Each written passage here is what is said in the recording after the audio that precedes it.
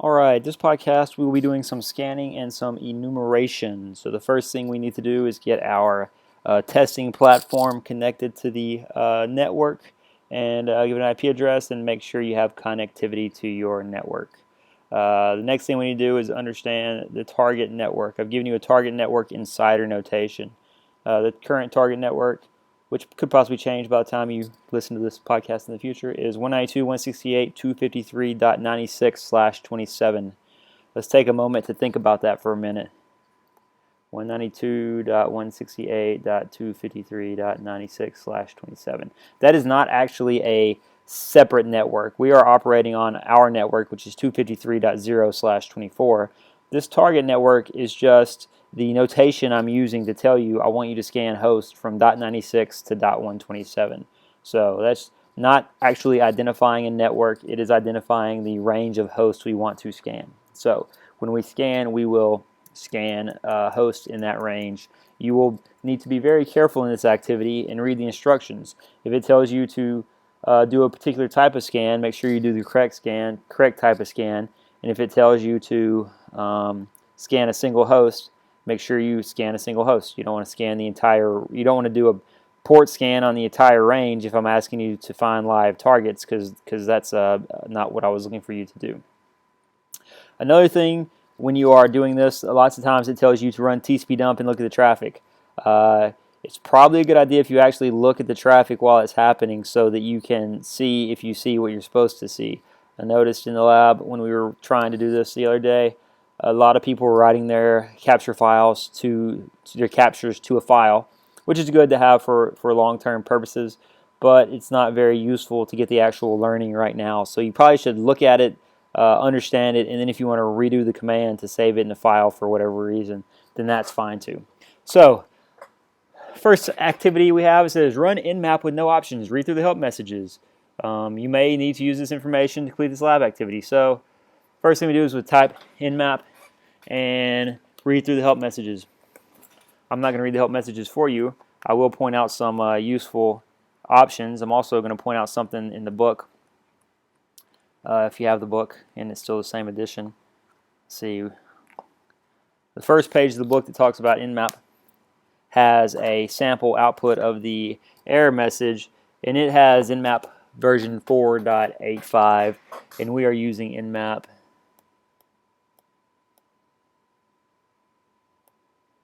6.47. So the version we're using is significantly newer than the version the book demonstrates. If you look in the book, it says a ping scan is -SP, and it's actually called a ping scan, right? And we want to find online hosts. The ping scan in the book lists, it will determine if a host is online. So that doesn't match up with what our current version says. This is the ping scan, the new version. For the newer version does a -S lowercase n for a ping scan, and remove the verbiage that says determine if hosts are online. So essentially the first problem we want to solve is find out if the hosts are online. So we should do a ping scan to do that. So the command for that is going to be nmap dash, was it SN? Is that what it was? -S in ping scan, right? And then we will do our target network, 192.168.253.96/27. So this will do a ping scan. Let's see. All right, how many hosts are online? So we'll do a ping scan and we'll see how many hosts are online.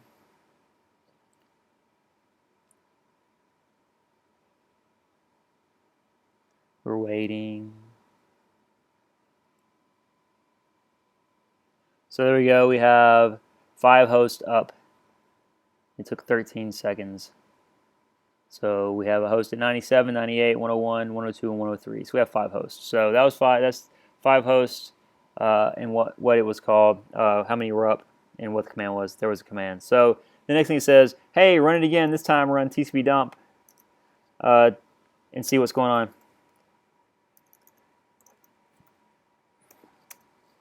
And then I'm going to put a NN to disable name and port resolution, so it'll show me the numbers. And I'm going to specify the target network because I don't want to see anything else that's going on unrelated to my scan. So this will only show me traffic going to the target network. I'm going to make this bigger so it doesn't wrap as quickly.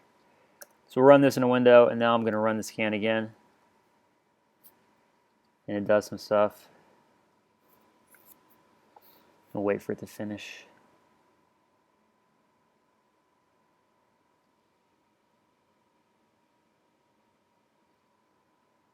All right, same thing, it's done. If we look over here, if we look at what was going on, we sent a bunch of ARP requests and we got some ARP replies. Do you see any pings? No, you do not see any pings. Why do you not see any pings? Because you do not need to send pings if you're on the same local area network. We're on the same local area network as our target network, so doing an ARP is sufficient enough to see if they are alive. So, you know, what kind of traffic did you see in TCP Dump? You saw ARP traffic based on the name of the scan. Is that what you expected to see? No, you probably expected to see pings since it was called a ping scan. Next step says to add a default gateway to your testing platform. We're going to do this so we can scan a network that is not local to us, so we can see how the scan behaves when we scan a network that is not local to us. So the command to add a default route, or one command, route add default gateway 192, gateway 192.168.253.1. That adds a gateway, so now I can ping off of my network. So we're going to scan this other network, which is also a network that belongs to me, that we can scan okay. It exists on the rich net. Nobody's using it but us right now. So we'll go ahead and scan that network, and we'll capture traffic going to that network so we can see how the scenario varies. In this case, we're not going to see a bunch of ARP requests for each individual host. Why? Because that's a layer 2 thing, and these hosts are on a different layer 2 network. We'll probably see a bunch of pings in this case. At least I'm assuming that's what we're going to see. I haven't actually run this command yet. So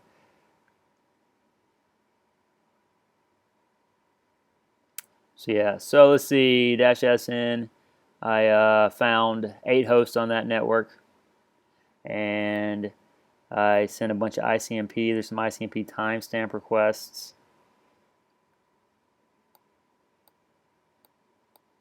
Some SYN probes. Did I not run the right command?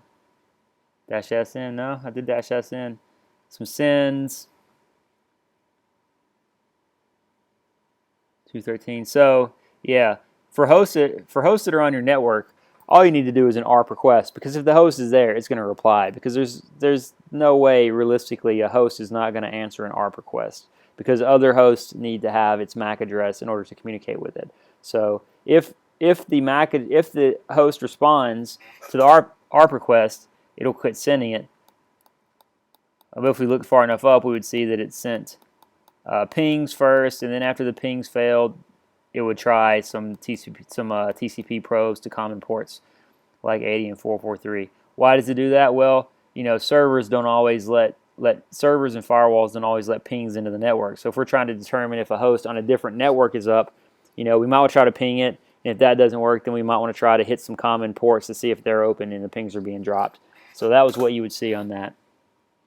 You would see some ICMP traffic and then even some TCP traffic. So next command says delete your gateway, because I don't want us to accidentally hurt ourselves. Route delete default gateway 192.168.240.253.1, and we'll do netstat-rn to see. And now our default gateway is gone. So now we can go about not hurting ourselves.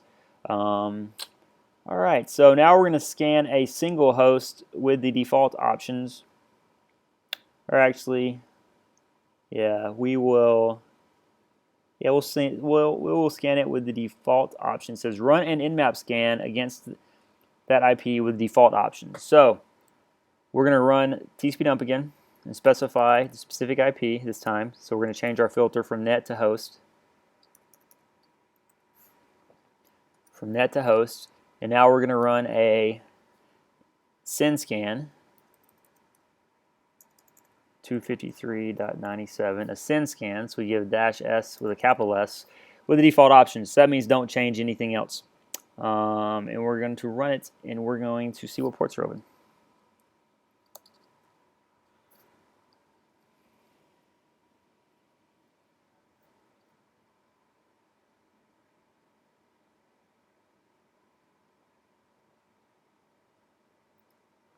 All right, so that took about 13 seconds, and we have 2 ports that were open. It says Control C. It didn't say Control C. I said Control C.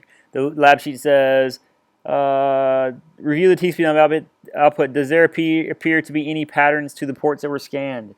So let's see. Here's the port numbers. Oh, that's coming back. So that's the source port. So here we have over here on the left in this case, because this is the IP of the machine we're scanning, we have the port numbers that we scan. These are the resets that are coming back. So if we look, here's 1782. I guess you can't see my finger pointing. 1782, 19,283, 990, 3869, 1610, 3828. Right. So, I mean,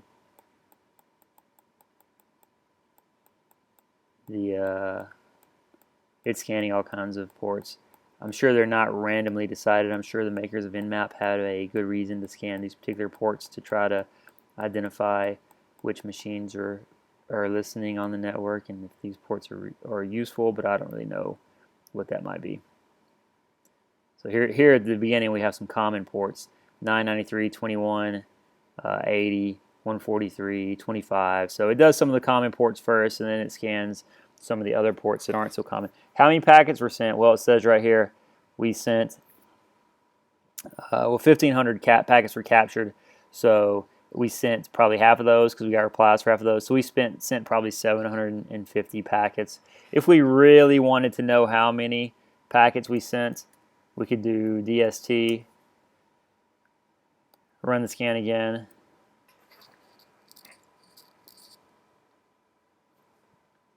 It's going to take about 13 seconds again.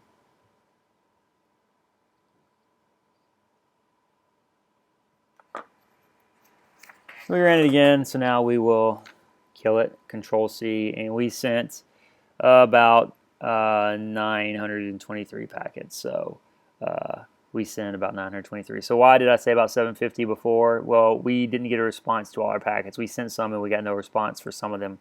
It's my speculation. All right, so that was that. The next thing it says to do is run the Unix time command to see how long it takes. Yeah, it tells you how long it takes here, but I like showing you other stuff too. So we'll put time in front of our command, time, and we'll run it, and we'll see what it reports.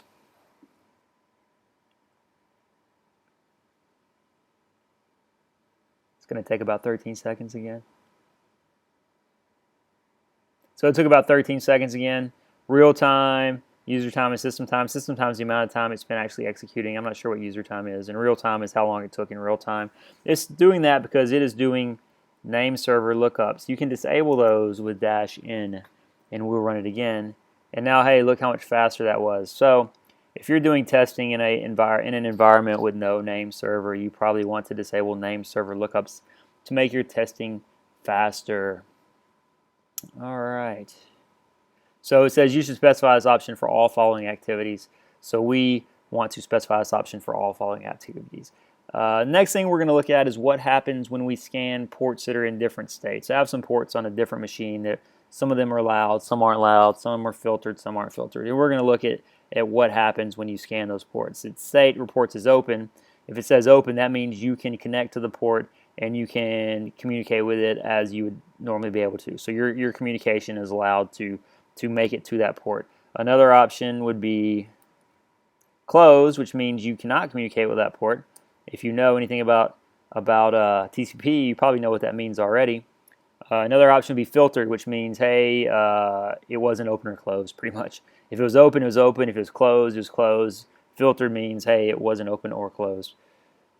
Which, how can something be not open or closed? I don't know. We'll talk about that in a minute. So to complete this, we're going to run a scan of an individual port. We can specify that with a -p, and then we're going to look in the output to see what happens. So I'm going to scan port 22 first on this box because it says to do that on the lab sheet.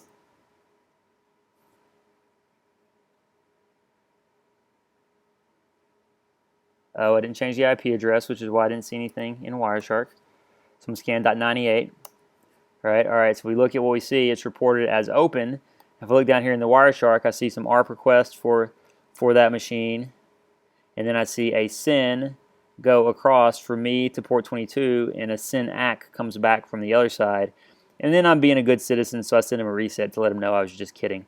So basically, if you remember three-way handshake, SYN, SYN ACK, this server has agreed to talk to me on port 22, and I tell it never mind. That's how I know it is open, because it agreed to talk to me on port 22. Next, we're going to scan port 80. Port 80. I send a SYN to the server. See the SYN. It sends back a reset. If you recall from your studies of TCP, a port that is not open or a port that is closed will send back a TCP reset if you try to connect to it. So in this case, it's reported as closed. Because it sent me a reset. All right, next I have port 99. 99. If I look at this one, there's 2 packets after the ARP request. I send one to port 99. There's no reply. I send another one to port 99. There's no reply. So it's reported as filtered.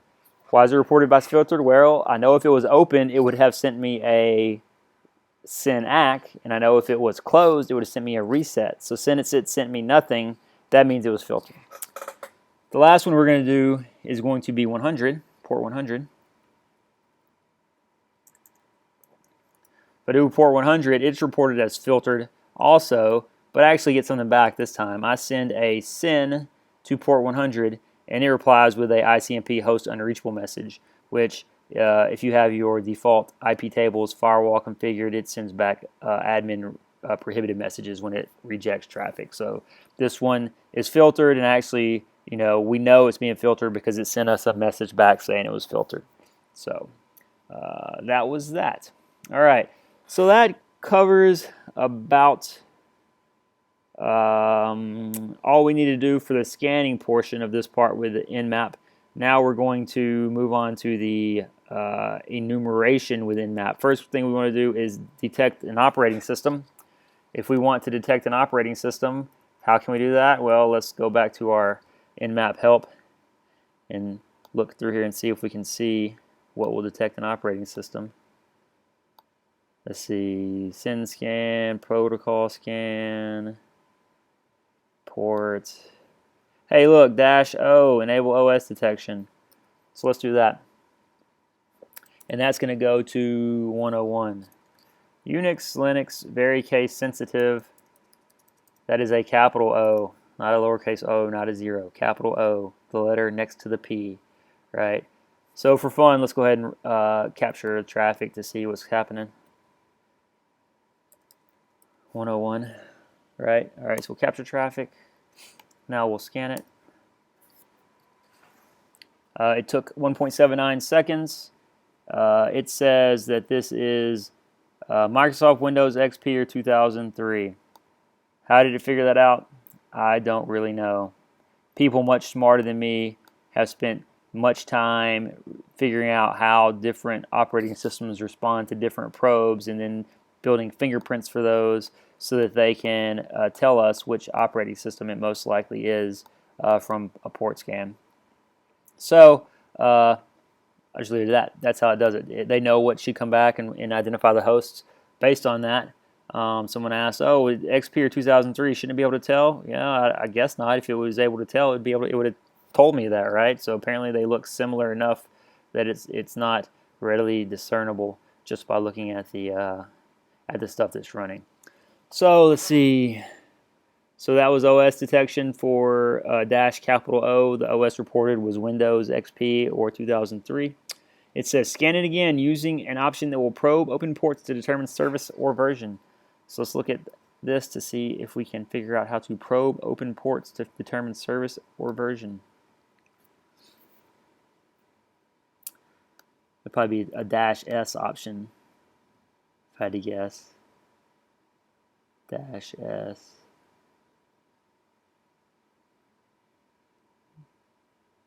Oh, there we go. -SV. Probe open ports to determine server or version service or version info. So let's put a -SV on here. SV, no, was it little v? -S capital V. Capital V. And we'll run this again. We'll run it for the first time. And this is going to interrogate the ports and try to figure out what versions of which services are running on the ports.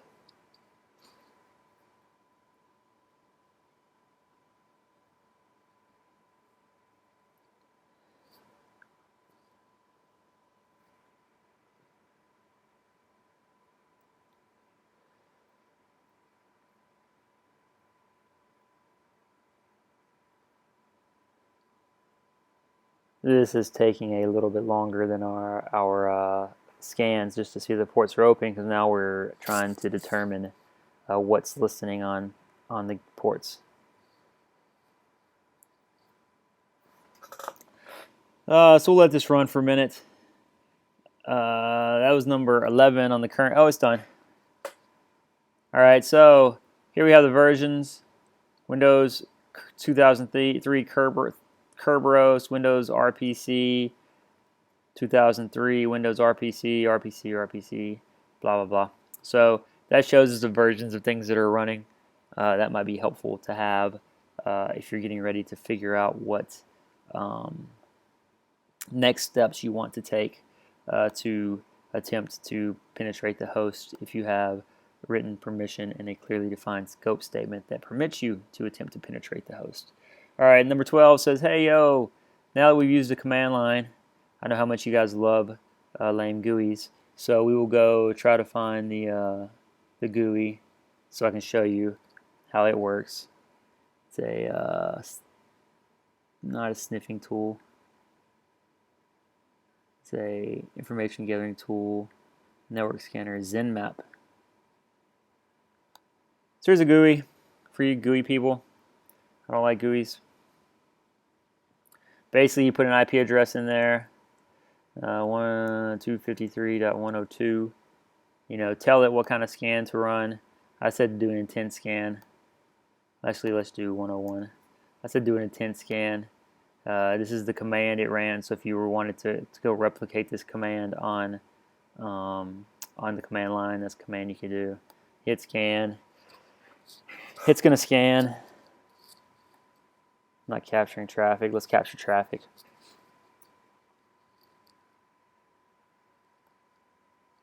Oh, hey, look.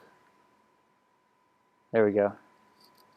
So this found the same stuff, right? 1025, 135, 445. All right, now it's doing a service scan. So it's going to try. So first it identify which ports are open. Now it's going to figure out what versions of the what applications are listing on the ports, I guess I should say.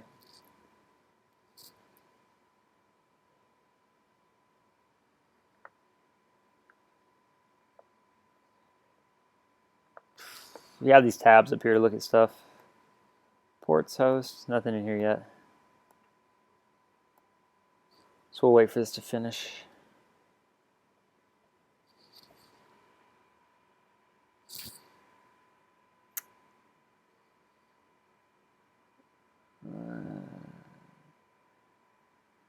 All right, so now it's done. If you select on the host, if you were to scan the entire network, it would have put all the hosts over here. You select the host, it shows us the same information we got from the command line tool. Here we have it, just the ports and the versions shown in a different table. If we'd done a whole network, we could be able to look at the picture of the network, host details, some information about the host, summary style, which version it was. And the scan shows stuff we've ran before. So, yeah. So that was that.